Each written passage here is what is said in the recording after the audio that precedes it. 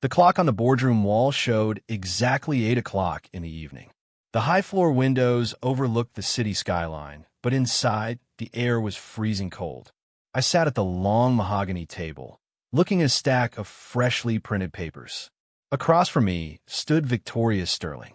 She was dressed in an expensive designer suit, her arms crossed, her eyes filled with absolute contempt. She did not wait for me to speak. She threw a folder onto the table right in front of me. "You're finished, Jacob," she said. Her voice was loud, echoing off the glass walls. "Pack your things. You have exactly 10 minutes to leave this building." Around the room, 3 junior management staff members sat in complete silence. They kept their eyes glued to their laptops, terrified to look up. They knew what Victoria was doing, but nobody dared to cross her. Victoria was the wife of our chief executive officer, Henry Sterling. 2 weeks ago, Henry suffered a sudden, severe medical emergency while on a business trip out of the country. He was currently stabilized in an overseas hospital, unable to communicate. While he was incapacitated, Victoria had used her temporary legal position as his interim board proxy to take absolute control of Vanguard Systems Group. She did not understand our business. She only understood power. "You have been a roadblock to my new vision, Jacob," she sneered, leaning over the table. "You are an outdated relic. I am outsourcing our entire operations division to an offshore team next week. It will save this company millions of dollars. Your position as Chief Operations Officer is eliminated, effective immediately. For cause. For cause." I asked quietly. My voice was completely calm. I did not shout. I did not lean back. I just looked at her. "Yes," she said, a cruel smile spreading across her face. "Insubordination. You refused to sign off on my marketing budgets this morning. That is cause enough for me. Your security access is being deleted by HR right now. Don't bother arguing. You're done. My name is Jacob Vance. For 12 long years, I have been the Chief Operations Officer and the primary infrastructure architect of Vanguard Systems Group. I didn't get this office by marrying into money or playing corporate politics. I built the core proprietary enterprise logistics architecture from a blank text document. This multi-million-dollar supply chain giant runs on my code, my logic, and my sweat. Instead of begging for my job or pointing out her obvious legal mistakes, I simply stood up. I buttoned my suit jacket.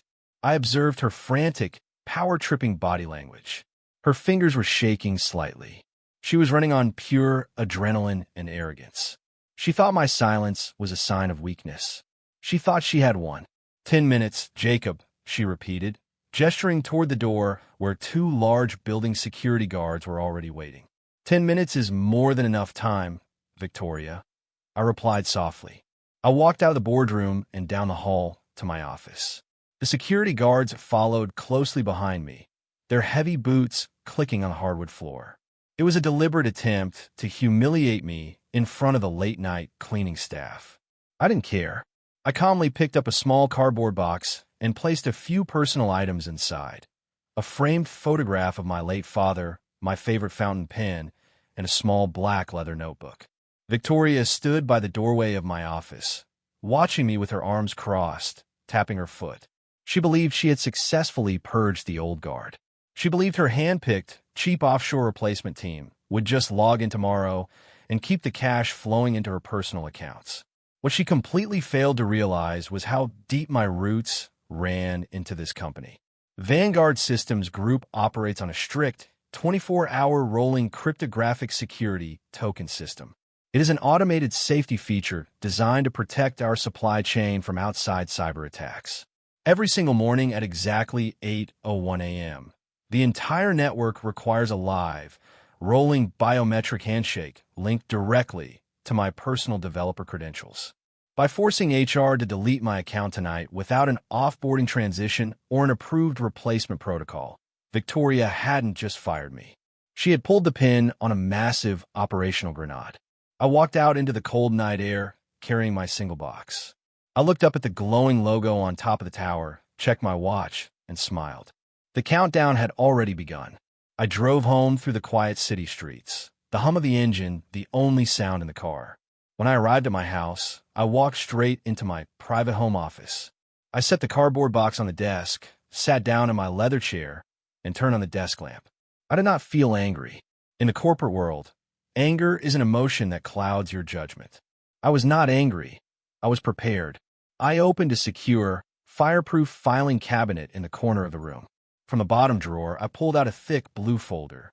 Inside were the original Founders Agreement documents from 12 years ago. I turned the pages carefully until I found the section I was looking for. To understand why Victoria's move was so catastrophic, you have to understand the history of Vanguard Systems Group. 12 years ago, Henry Sterling and I started this business in a rented warehouse with just 3 employees. Henry was the salesman. He had the charismatic smile and the ability to pitch to investors.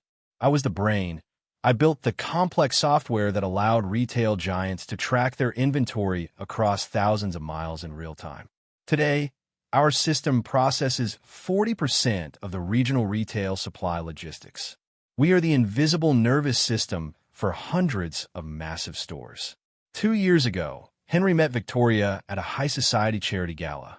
She was an opportunistic social climber who quickly realized how much wealth Vanguard generated. Within 6 months, they were married. Almost immediately, she began viewing the company as her personal bank account. She targeted me from the very beginning. Why? Because as the chief operations officer, it was my job to protect our financial health. Over the last year, I consistently blocked her repeated attempts to funnel millions of dollars of corporate cash into her fake shell marketing firms and luxury lifestyle expenses. She hated me because I was the only person in the organization who could tell her no and make it stick.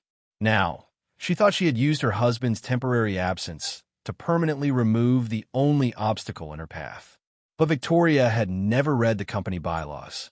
She had never looked at the foundations of the house she was trying to rule. I ran my finger down the legal text of my original employment contract. It contained a highly specific, ironclad clause titled Operational Core Dependency.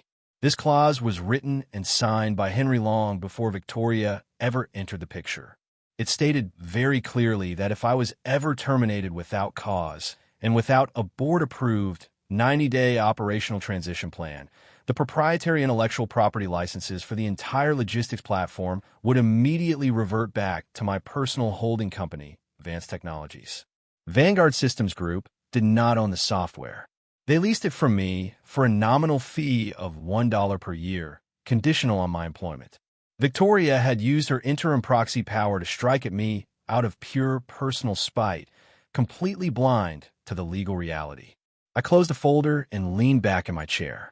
I poured myself a fresh cup of black coffee and sat in the quiet dark. I chose not to call a single attorney tonight. I chose not to file an emergency complaint with HR. Instead, I took out my personal phone, went into the settings, and actively blocked Victoria's phone number, her assistant's number, and the main corporate office line. I wanted to ensure that when the sun rose and the inevitable panic began, she would have absolutely no direct line to beg me for a quick fix. I let the night pass in complete, golden silence. The morning sun broke through the blinds of my home office at 7 o'clock. I did not rush. I made a simple breakfast, poured another cup of coffee, and sat down at my kitchen table with my laptop. I did not open my corporate email. Instead, I opened a private system monitor tool that I had coded years ago to track our server health. I watched the digital clock on the screen tick forward. 8 a.m.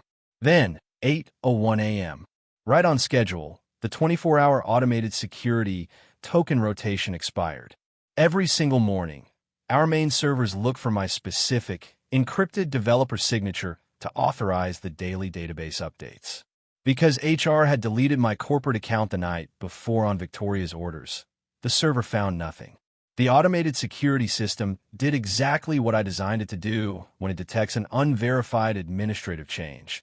It went into total lockdown mode to protect company data from a hostile takeover. Across the country, the primary logistics platform for Vanguard Systems Group froze completely solid. The consequences were immediate and devastating. 5 major Fortune 500 retail clients, who together represent 70% of our company's daily revenue, were suddenly blinded. Their supply chain managers could no longer see where their inventory was. At distribution centers across 3 different time zones, hundreds of delivery trucks were completely stranded at the gates. The automated warehouse fulfillment systems ground to a sudden halt. The invisible nervous system of the region's retail economy had just stopped breathing. Meanwhile, back at the corporate headquarters, Victoria Sterling arrived in a cheerful mood, expecting to celebrate her first full day of absolute control. Instead, she stepped out of the elevator into a madhouse. The executive floor was a wall of sound. Junior managers were running down the halls. Phones were ringing off the hooks, and the IT department was in a state of absolute panic.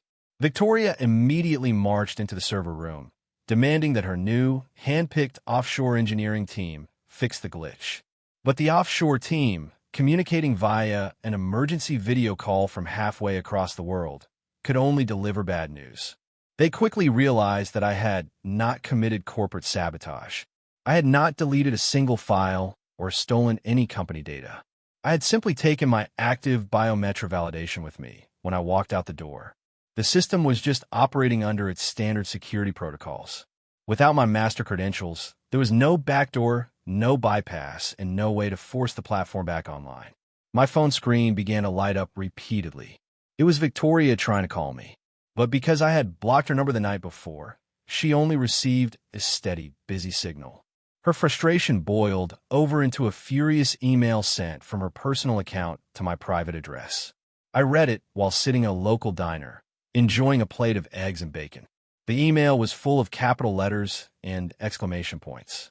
She threatened to sue me for millions, to call the FBI, and to ensure I never worked in the industry again. Her words exposed her complete and total ignorance of how our technology actually worked.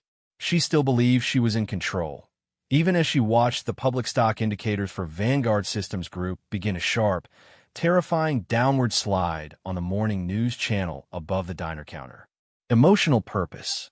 To deliver a massive wave of emotional validation and intense satisfaction as the antagonist's arrogant actions immediately trigger an operational nightmare she cannot control. Retention/cliffhanger function. The section ends with the company's stock price tumbling on live television and the major clients beginning to revolt, forcing the viewer to stay tuned to see how the protagonist uses this mounting chaos to his advantage. Power shift/new information. Operational control of the corporation completely paralyzes, proving that formal authority means nothing without technical dependency, transferring all real leverage directly into the protagonist's hands. Silence is one of the most misunderstood weapons in the corporate world. When a company is burning down, most people expect the fired executive to shout, complain, or file an immediate lawsuit. But I knew better. Arrogant people like Victoria Sterling feed on reactions. When you give them silence instead, their panic begins to accelerate at an uncontrollable rate. While Victoria spent the rest of the morning screaming at our internal database engineers and demanding that they find a way to hack my code, I remained completely quiet. I did not reply to her threatening email. I did not try to defend myself to HR. I simply let the operational fire burn. At noon, I executed the next phase of my strategy. From the quiet comfort of my home office, I opened a secure, encrypted video conference link. I had privately arranged a digital meeting with the representatives of our top 3 institutional investors and the head supply chain managers of our 2 largest retail clients. These were the people who actually kept Vanguard Systems Group alive with their capital and their shipping contracts. They had been trying to contact Victoria all morning, but she had ignored their calls to avoid admitting that she had lost control of the network. When their faces appeared on my screen, they looked exhausted and deeply worried. They knew me well. We had worked together for over a decade. "Jacob, what on earth is happening over there?" the lead investor asked, leaning into his camera. "The entire system is dark, and Victoria's office is telling us it's just a routine server update. We are losing hundreds of thousands of dollars by the hour." I did not act emotionally. I did not badmouth Victoria or complain about how unfairly I had been treated the night before. I simply presented the cold, hard facts. I shared my screen and showed them the original founders' agreement documents from 12 years ago. I highlighted the ironclad operational core dependency clause. I explained in very simple terms that Victoria had legally terminated my employment without a board-approved transition plan, which meant the proprietary intellectual property licenses for the entire logistics platform had officially reverted back to my personal holding company at 8:01 a.m. Vanguard Systems Group does not own the software anymore, I told him calmly. Victoria fired the only person who has the legal right to run it. Then I dropped the most important piece of information on the table. I shared a highly polished presentation for a brand new, fully independent logistics firm called Nexus Architecture. I revealed to them that I had registered this entity 6 months ago as a strict contingency plan, knowing that Victoria's erratic behavior would eventually put the business at risk. I showed them that I had already built a legally clean, highly upgraded version of the operational software on a completely separate cloud infrastructure. I owned it 100%. The investors and the clients looked at the data in absolute shock. They instantly realized the truth. Vanguard Systems Group was now nothing more than an empty shell managed by an incompetent interim proxy who was driving the company into the ground. The true brains, the active technology, and the operational stability were sitting right across from them on this private video call. "So, what do we do, Jacob?" the largest client asked. "Let Victoria manage the crisis her way for a few more hours," I replied with a calm smile. "Do not tell her about this meeting. Stall her demands, and let your legal teams prepare to migrate your capital and your active shipping contracts over to Nexus Architecture the moment the paperwork is ready this afternoon." They nodded in unanimous agreement. The trap was set, and Victoria was about to walk right into it. Emotional purpose. To demonstrate the protagonist's superior strategic competence and calm maturity, making the audience feel deeply satisfied that the villain is being thoroughly outmaneuvered behind the scenes. Retention/cliffhanger function. The major investors and clients secretly switch their loyalty to the protagonist, setting up a massive, high-stakes collision for the upcoming emergency board meeting. Power shift/new information. The ultimate financial and operational backing of the company secretly shift from the firm to the protagonist's new entity, leaving the antagonist completely isolated without knowing it. As the afternoon approached, the heat inside the corporate office became unbearable for Victoria. The system had been down for nearly 7 hours. The customer support lines were completely jammed with furious calls from retailers across the country. Victoria's initial arrogance was rapidly turning into dangerous, blind desperation. She needed a scapegoat, and she needed one fast. With the emergency board meeting scheduled for 3 o'clock, she decided to make a massive, public gamble to save her own skin. At exactly 1 o'clock, she bypassed the standard public relations protocols and issued an internal, company-wide video broadcast. It went live to all 800 employees, every regional manager, and all major shareholders.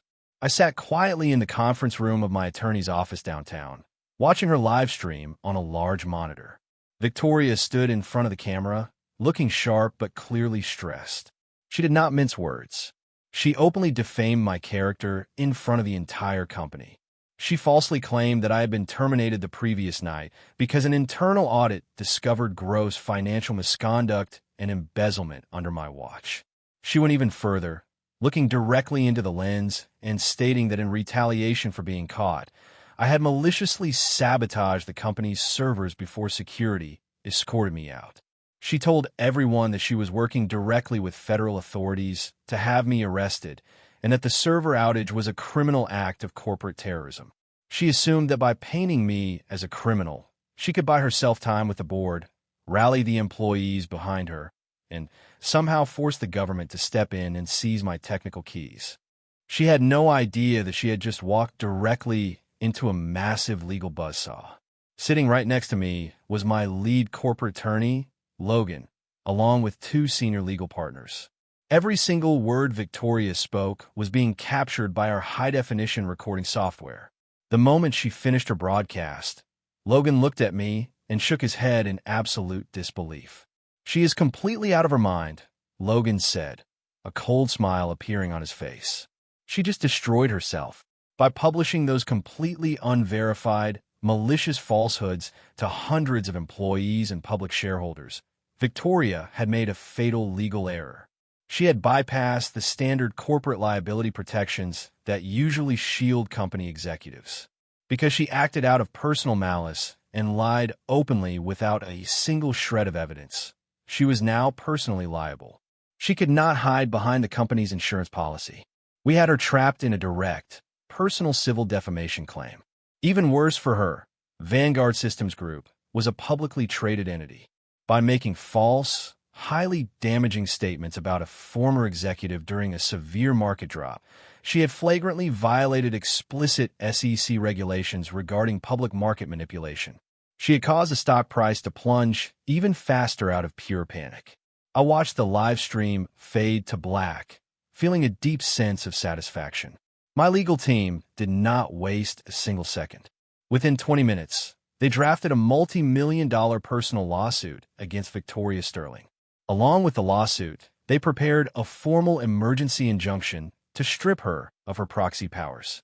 We were weaponizing her own public broadcast to completely destroy her legal defense before she ever stepped foot back inside the executive boardroom.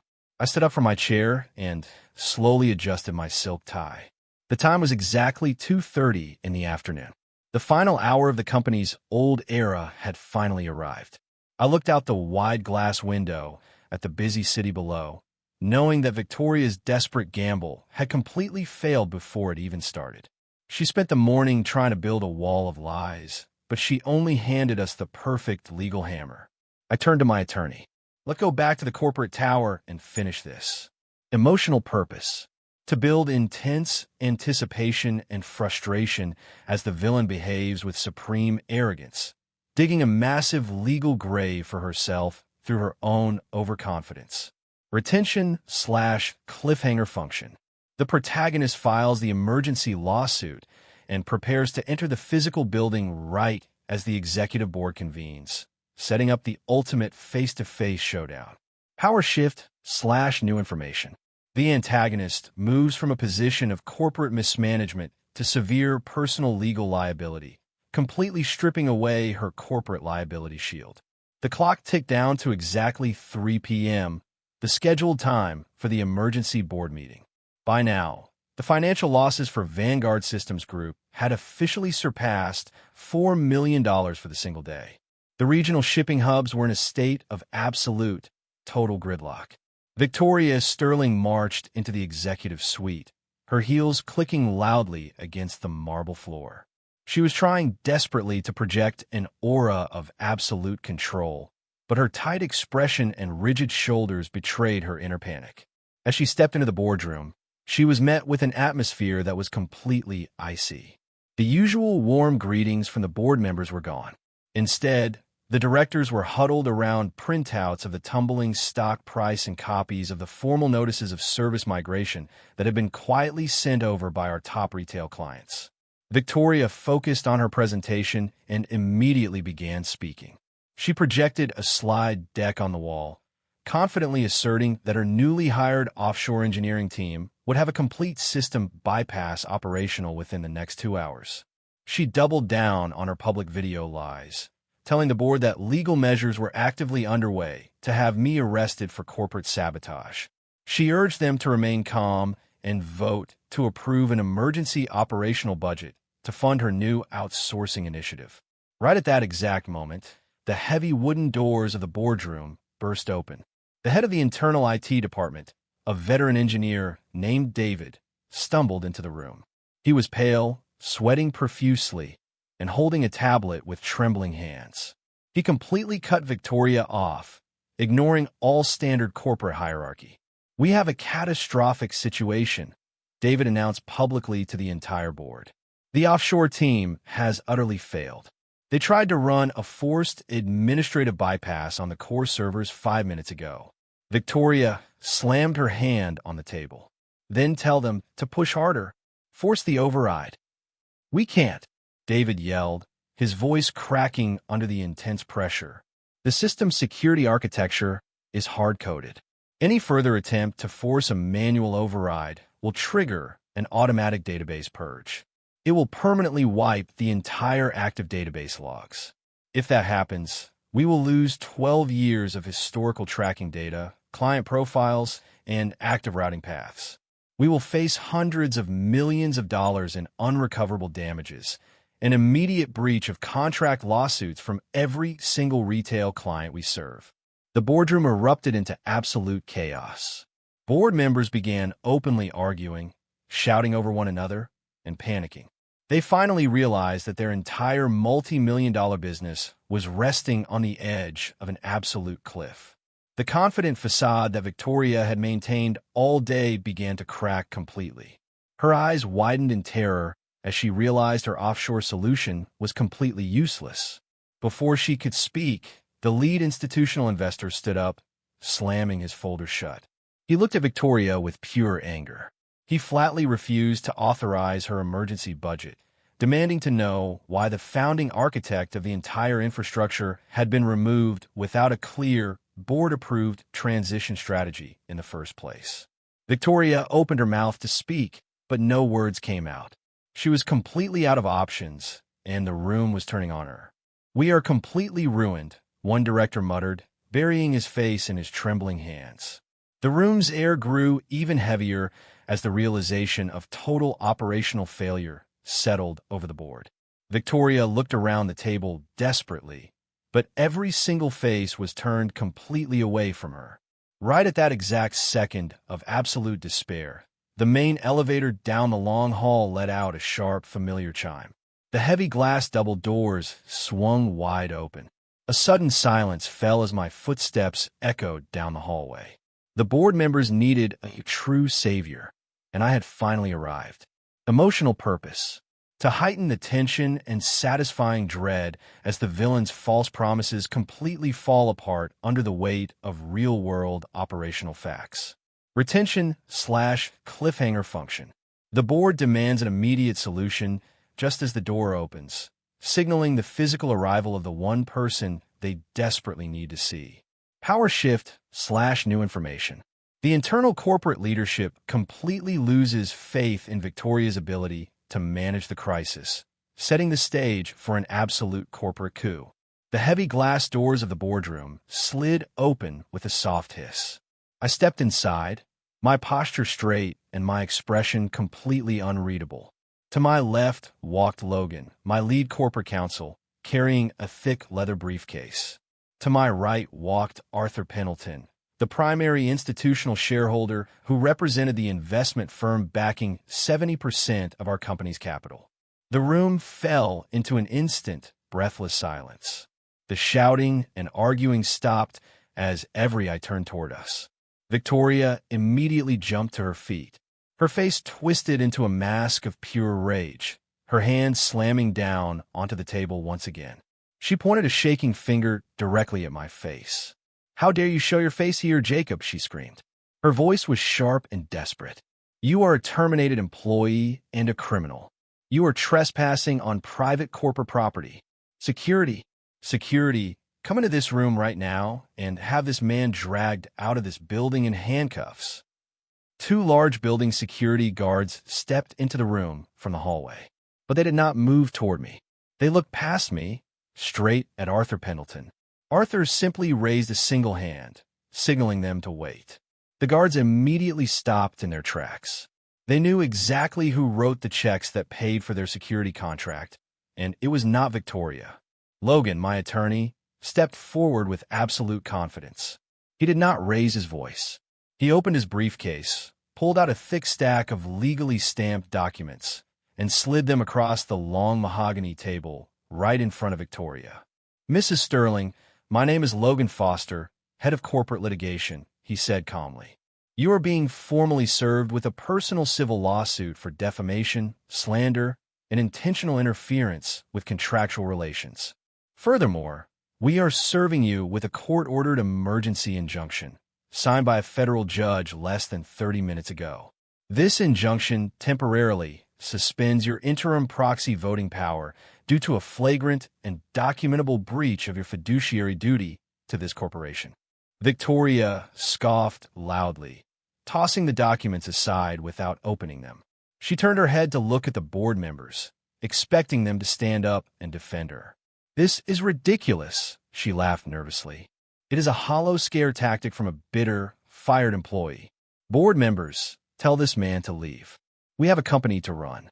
But the board members remained completely silent. Not a single person stood up. Not a single person spoke a word in her defense. They refused to even look her in the eye. They sat perfectly still, staring down at their tables, completely aware that the ship was sinking and Victoria was the one who had steered it into the iceberg. I walked slowly to the head of the conference table. I took a seat right next to the high-backed leather chair that belonged to my hospitalized partner, Henry. I opened my personal laptop and connected it to the boardroom's main media network. Instantly, the legal data trail was projected onto the large wall screens for everyone to see. "Let me explain the reality of your situation, Victoria," I said. My voice was low, steady, and entirely controlled. "I am projecting the original Founders Agreement, specifically the Operational Core Dependency Clause. When you fired me last night without a board-approved 90-day transition plan, you legally terminated the lease agreement for our proprietary logistics platform. As of exactly 8:01 a.m. this morning, Vanguard Systems Group no longer possesses the legal right to run, access, or modify the logistics software. You are currently operating an unauthorized infrastructure." Victoria's jaw dropped slightly, her eyes darting across the projected text. She tried to speak, but I did not give her the chance. I clicked the remote, bringing up a live financial chart. "But it gets worse for you," I continued. "Over the last 6 hours, as you panicked and ran your public video broadcast, the company's stock price plummeted by 32%. While you were busy lying to our employees, my personal holding company was working with Arthur. We purchased the distressed debt options held by our secondary creditors at an extreme discount. Combined with the institutional investor proxies that Arthur has officially transferred to me, I now personally control a 62% voting majority of this company's total equity." I looked directly into her eyes. Her face had turned completely pale, all the color draining from her skin as the absolute reality of her total defeat finally sank in. "You have no power here anymore, Victoria," I said softly. "I am convening an immediate emergency board vote to strip you of all corporate titles, to revoke your proxy, and to permanently terminate your access to this infrastructure." Arthur immediately raised his hand. I second the motion. I looked around the room. All in favor? Every single board member in the room raised their hand instantly. The motion passed within 30 seconds, without a single dissenting voice. The corporate execution was clean, legal, and absolute. The absolute silence in the boardroom was broken only by the sound of Victoria's rapid, shallow breathing. She stood there, completely frozen, looking around the table at the people who had just stripped her of everything. She opened her mouth to make another scene, to scream or cry, but the energy had completely left the room. I looked at the 2 security officers waiting by the glass doors. "Please escort Mrs. Sterling from the premises. Ensure she collects her things from the executive office in a standard plastic bin, and remove her biometric access from the building gate immediately." The guard stepped forward, politely but firmly taking her by the arms. Victoria did not fight them. She walked out of the boardroom with her head down, completely humiliated. As she was led across the open office floors, hundreds of corporate employees stopped what they were doing to watch her departure. The woman who had proudly declared "you're finished" the night before was now being marched out like a common trespasser. The moment the doors closed behind her, the dynamic in the room shifted instantly back to operational focus. The board members looked at me with expressions of immense relief. I sat down comfortably in the center executive chair. I opened my laptop, pulled out an encrypted physical security key from my pocket, and slotted it into the side port. "David," I called out to the sweating IT director who was still standing near the door. "Watch the monitors." I executed the master validation protocol, sending my unique biometric signature back into the core database servers. Within exactly 90 seconds, the main wall screens began to flash green. The logistics servers across the nation instantly spun back to life. The automated shipping routes cleared, the stranded delivery trucks were assigned new digital manifests, and the client dashboards illuminated with live tracking data. The invisible nervous system of our multi-million-dollar supply chain was breathing normally once again. By 4 p.m., the lead supply chain managers of our major Fortune 500 retail clients called my direct line. After receiving my personal reassurance, they formally withdrew their contract termination notices, expressing absolute relief that the company was finally back under steady, competent leadership.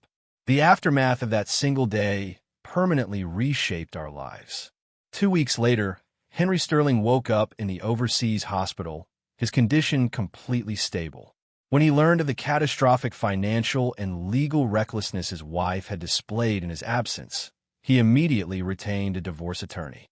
From his hospital bed, he signed over his remaining operational corporate rights to me, fully backing my ascension to full chief executive officer and managing partner.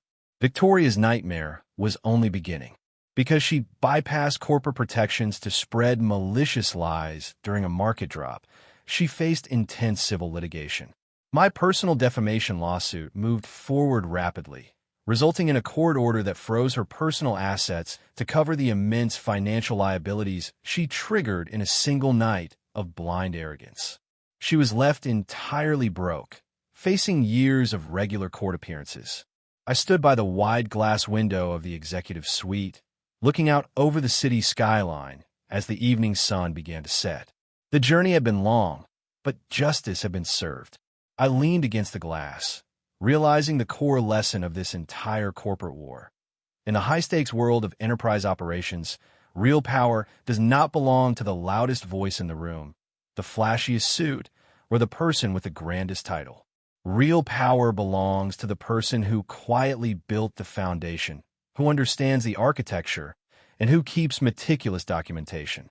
My name is Jacob Vance, and the company is finally running exactly the way it was always meant to.